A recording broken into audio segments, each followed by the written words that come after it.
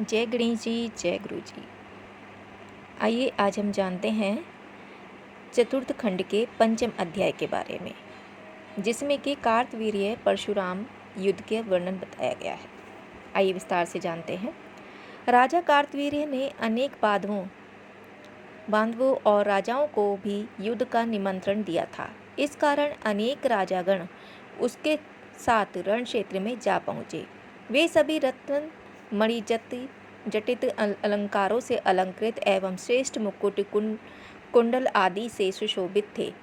महर्षि परशुराम जी को जैसे ही सूचना मिली कि राजा कार्तवीर्य अनेक सेनाओं और बांधवों के साथ युद्ध की इच्छा से उपस्थित हो गया है, तो उन्होंने अपने शिष्यों को उनका सामना करने का आदेश दिया।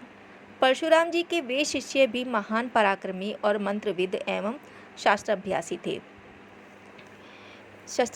थे। समस्त मुनि समुदाय युद्ध भूमि में समुपस्थित हो गया। राजा कार्तवीर्य ने परशुराम जी को देखा तो तुरंत रथ से उतरकर उन्हें प्रणाम करने को जा पहुंचा। परशुराम ने राजा को चरणों में पड़े देखा तो समयोचित आशीर्वाद देते हुए बोले, राजन तुम्हारा कल्याण हो। तुम्हें युद्ध में मरने पर तुम्हें तुरंत ही स्वर्ग की प्राप्ति हो। राजा प्रणाम करके लौटा और अपने रथ पर जा बैठा। अब दोनों सेनाओं के में युद्ध आरंभ हो गया। इधर राजागण अपनी अपनी प्रबल सेनाओं के साथ और उधर ऋषियों का समुदाय। अभूतपूर्व दृश्य दिखाई दे रहा था। रण उन्मत्त क्षत्रियों के समक्ष ब्राह्मणों की वह सेना अपनी विजय का दृढ़ विश्वास लिए लड़ रही थी। उस युद्ध को आकाशवाणी देवगण भी देख रहे थे। आकाशचारी देवगण भी देख रहे थे। उनकी भी इतनी भीड़ थी मानो कोई मेला लग रहा हो। वे सभी उन अद्भुत युद्ध की बात सुनकर ही वहां एकत्र हो रहे थे। कोई नहीं जानता था कि विजय किस पक्ष की होगी, क्योंकि दोनों ओर की सेनाएं एक दूसरे पर भीषण प्रहार कर रही थी। यह कथा सुनते ही नारद जी ने पूछा, प्रभु, यह तो आपने अद्भुत उपाख्यान सुनाया है। उस समय क्षत्रियों से युद्ध करने वाले ब्राह्मणों की संख्या क्षत्रियों से कम थी या अधिक? नारायण ने कहा, ब्राह्मणों की संख्या क्षत्रियों से बहुत कम थी, फिर भी वह प्राणपण से युद्धरत थे और क्षत्रिय वीरों का मान मर्दन करते जा रहे थे। सूत जी बोले, हे शौनक, इतनी कथा कहने के पश्चात श्री नारायण ने नारद जी को बताया कि फिर भी क्षत्रिय तो क्षत्रिय ही थे। उन्हें युद्ध का बड़ा भारी अभ्यास था। वे सभी दांव पेचों से के जानकर थे तथा संख्या में अधिक होने के कारण भी उनका साहस बढ़ा हुआ था। इस कारण उन्होंने कुछ ऐसी युक्ति से युद्ध किया कि परशुराम जी के समस्त बांधव और शिष्यगण उनसे हल्के पड़ने लगे और कुछ समय बाद ही रण आंगन छोड़कर भाग खड़े हुए। उनमें से अधिकांश के अंग भंग हो गए अथवा अनेक आहत हो गए और सभी अपने अपने प्राण बचाकर भागे। परशुराम जी को उस समय यह ध्यान नहीं था कि कहाँ क्या हो रहा है। वे ना तो राज सेनाओं को देख रहे थे, ना अपने बांधवों को और शिष्यों को। उन्होंने परिपूर्ण आग्नेय शस्त्र का संधान कर राजा पर छोड़ा, किंतु राजा ने भी वरुण अस्त्र के द्वारा उनके उस भयंकर अस्त्र का लीलापूर्वक ही शमन कर दिया। आइए आगे जानते हैं परशुराम जी के शूल से मूर्छित होना। फिर राजा ने परशुराम जी पर अमोद शूल से प्रहार किया। इस कारण परशुराम अत्यंत पीड़ित और मूर्छित हो गए। जब उन्हें चेत हुआ तब वे भगवान शंकर का और श्री हरि का स्मरण करते हुए उठ खड़े हुए।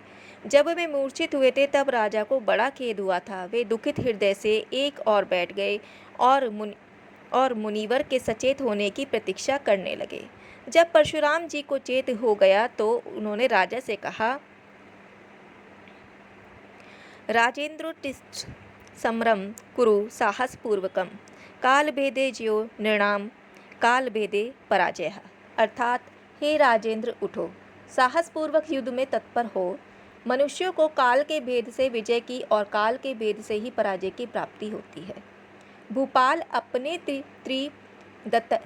दत्तात्रेय जी से विधि पूर्वक शास्त्र शस्त्र का अध्ययन किया और समस्त पृथ्वी पर भले प्रकार शासन किया है, जिनसे आपको सर्वत्र यश की भी प्राप्ति हुई है।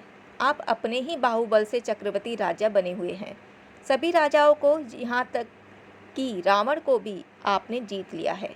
मुझे भी श्री दत्तात्रेय वदत्त शूल के द्वारा आपने जीता है, क्योंकि उसी शूल से मुझे मूर्छा की प्राप्ति हुई थी, किंतु भगवान शंकर ने मुझे पुनः जीवित कर दिया है। परशुराम के वचन सुनकर उस धार्मिक राजा ने उनके चरणों में मस्तक नवाकर भक्तिपूर्वक प्रणाम किया और हाथ जोड़कर बोला, किम दीतम कीवा दत्तम का पृथ्वी सुशासिता गताः कति विद्याः भूपाः माद्रशाः धरणीतले। अर्थात मुनिनाथ, मैंने क्या पढ़ा, क्या दिया और क्या पृथ्वी का शासन किया।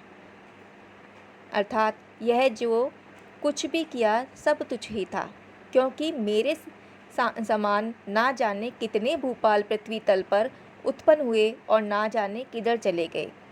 उसके अनंतर उसने पुनः परशुराम जी को प्रणाम किया और बोला, मुझे आज्ञा है मुनि प्रवर। उन्होंने उत्तर दिया, उठकर युद्ध करो। रण आंगन में उपस्थित होने पर क्षत्रिय का युद्ध ही कर्तव्य है। युद्ध उसका धर्म और जीवन है। इसलिए राजन, तुम युद्ध के अतिरिक्त तुम्हारे लिए कोई अन्य गति है ही नहीं। राजा उठकर अपने रथ पर आरूढ़ हो गया। पुनः घोर संग्राम आरंभ हुआ। राजा ने अपने धनुष बाण चढ़ाकर छोड़ा, जिसे परशुराम जी ने बीच में ही काट दिया। इधर राजा प्रहार कर रहा था और उधर राजाओं के दल उन पर प्रहार करने में लगे थे। यह देखकर मुनिवर ने राजा की ओर से हटकर पहले उसके सहायक राजाओं और सेनाओं से युद्ध कर आरंभ कर दिया।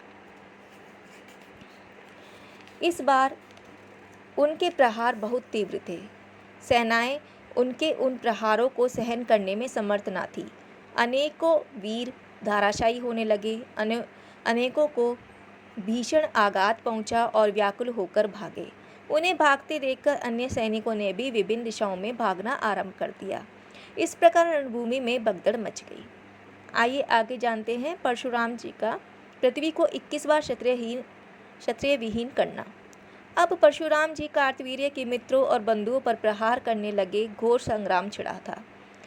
उस युद्ध यज्ञ में अनेक राजागण हत हुए जा रहे थे। यह देखकर कार्तवीर्य ने भी भगवान श्री हरि का एवं शंकर का स्मरण करते हुए पाशुपत अस्त्र का संधान किया, जिसके लगने से मुनि को बहुत पीड़ा हुई और वे पुनः मूर्छित हो गए। परंतु शीघ्र ही उन्हें चेतना लौट आई और पुनः युद्ध करने लगे। कभी राजा पीड़ित होता तो कभी परशुराम पीड़ित होते। अंत में परशुराम ने राजा पर विजय प्राप्त कर ली। इस प्रकार हे शौनक, परशुराम ने इस वसुंधरा को 21 बार राजाओं से विहीन कर दिया था। राजा कार्तवीर्य भगवान श्री कृष्ण के गोलोक धाम में उनके सानिध्य को प्राप्त हुआ और परशुराम भी उन्हीं भगवान का स्मरण करते हुए अपने आश्रम को लौट गए। जब उन्होंने 21 बार पृथ्वी को अपने परशु फरसा मात्र से क्षत्रिय विहीन किया था, तभी भगवान शंकर ने उनका नाम परशुराम रख दिया था। उस समय उनके ऊपर देवता, मुनि, गंधर्व, सिद्ध, किन्नर एवं देवियां आदि ने पुष्प वर्षा की। हर्ष के कारण स्वर्ग में दुंदुभियां बजने लगीं और सर्वत्र हरिनाम का कीर्तन होने लगा। तदुपरांत परशुराम कर्त यज्ञों से यह समस्त धरती तल पूर्ण रूप से तृप्त एवं संपन्न हो गई। चतुर्थ खंड के पंचम अध्याय अब यहीं समाप्त होता है। फिर से हाजिर होंगे चतुर्थ खंड के छठे अध्याय के साथ। तब तक के लिए जय गणेश जी, जय लंबोदराय, जय गुरु जी।